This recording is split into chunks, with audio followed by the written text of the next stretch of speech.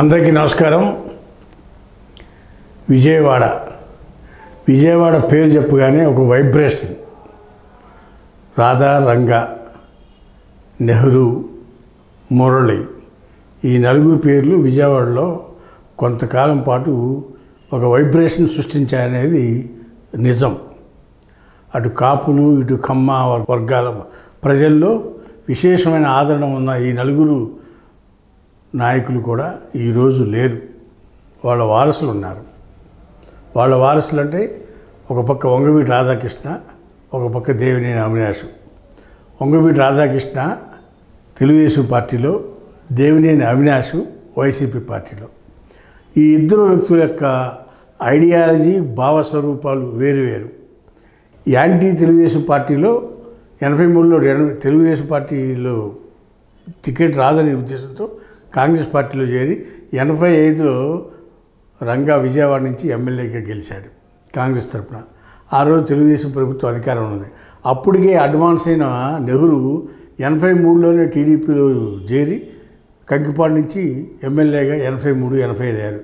ఈ ఇద్దరు కూడా విజయవాడ విద్యార్థి నాయకత్వ సంఘాలను స్థాపించి ఒకదానికి యుఐ, ఒకదానికి యుఎస్ఓ అనే పేర్లతో రాధా యుఐ ఉంటే నెహ్రూ యుఎస్ఓలో ఉండి ఇద్దరు కూడా 2 రకాల రాజకీయ స్టూడెంట్ వ్యవస్థను తయారు చేసుకున్నారు. ఇలా రాజకీయం కోసం స్టూడెంట్స్ని తయారు చేశారు. విద్యార్థుల యొక్క ఆర్గనైజేషన్ని డెవలప్ చేశారు విజయవాడలో. అలా చేసి రాజకీయాల్లోకి వచ్చారు. తర్వాత జరిగిన పరిణామాలన్నీ మనందరికీ తెలిసినవి. అటు రాధాను చనిపోయాడు, రంగా చనిపోయాడు. వాళ్ళ అబ్బాయిగా రాధాకృష్ణ 2004లో ఫస్ట్ టైం కాంగ్రెస్ పార్టీ నుంచి ఎమ్మెల్యేగా గెలిచాడు. 2009లో ప్రజారాజ్యం పార్టీలో చేరి ఓటమి పాలయ్యాడు. 2014లో వైసీపీ పార్టీలో చేరి మళ్ళా ఓటమి పాలయ్యాడు.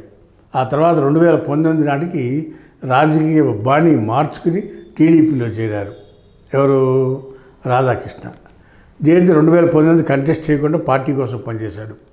24 వచ్చేటప్పుడు కన్నా కంటెస్ట్ చేద్దామనుకుంటే అప్పుడు కూడా సీట్ లేదు ఆయనకి. ఆయన అడిగిన సీట్ సెంట్రల్ సీట్ అనేది అక్కడ బోండా ఉమామేశ్వరరావు ఉన్నాడు, తూర్పు అడిగితే గద్దె రామ్మోహన్ ఉన్నారు. వీళ్ళిద్దరూ అక్కడ బలంగా పాతుకుపోయి ఉన్నారు. ఆ పరిస్థితుల్లో తెలుగుదేశం పార్టీ సీటు ఇవ్వాల. రాష్ట్రం మొత్తం వంగవీటి రాధాకృష్ణని తెలుగుదేశం పార్టీ తరఫున పనిచేస్తాకి పార్టీ ఎంత తిప్పుకొనింది తెలుగుదేశం పార్టీ. ఎవరిని? రాధాకృష్ణని. అన్ని నియోజకవర్గాల్లో తిరిగి తెలుగుదేశం, జనసేన కూటమి అభ్యర్థులకి పనిచేశాడు రాధాకృష్ణ.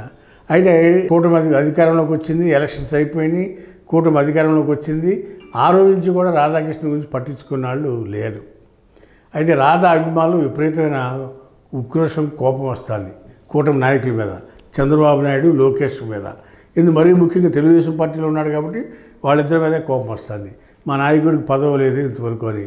వచ్చిన ఎమ్మెల్సీనేమో ఏదో ఈక్వేషన్ చెప్పి, ఎస్సీ బీసీ ఈక్వేషన్ చెప్పి వేరే వాళ్ళకి ఇచ్చారు. రాష్ట్రం మొత్తం తిరిగి రాష్ట్రం మొత్తం ఉన్న కాపులందరినీ ఐక్యమత్యంలో తీసుకొచ్చి టీడీపీ పార్టీకి ఓట్లు వేపిస్తే మమ్మల్ని విస్మరించారు అనేది ఇప్పుడున్న రాధాకృష్ణ అభిమానుల యొక్క నిరసన. పైకి మాట్లాడిపోయినా అంతర్గతంగా వాళ్ళంతా ఉక్రోషాన్ని వెలగొక్కుతూ ఉన్నారు. ఏ ఒక్క విజయవాడలో రంగా అభిమాని కనుక మనం టచ్ చేసి చూస్తే రాధాకృష్ణకి పదవి లేదనేది విషయం ఫస్ట్ మాట్లాడేది అదే విషయం.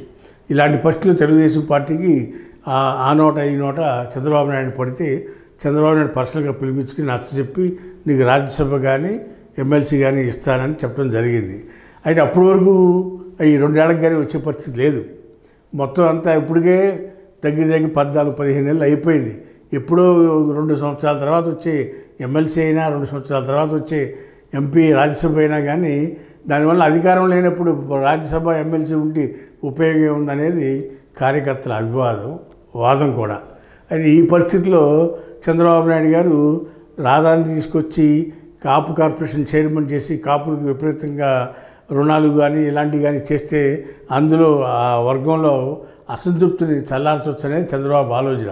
అయితే కాపు కార్పొరేషన్ తీసుకుని మన స్థాయి తగ్గించుకుంటానికి వీలేదనేది అభిమానుల ఒత్తిడి. ఈ ఒత్తిడిలో రాధాకృష్ణ నలిగిపోతూ ఉన్నాడు. అయితే రాబోయే రోజుల్లో కాపు కార్పొరేషన్ ఆల్రెడీ కొత్తపల్లి సుబ్బారాయుడు అని నరసాపురం ఎక్స్ మినిస్టర్కి ఇవ్వడం జరిగింది.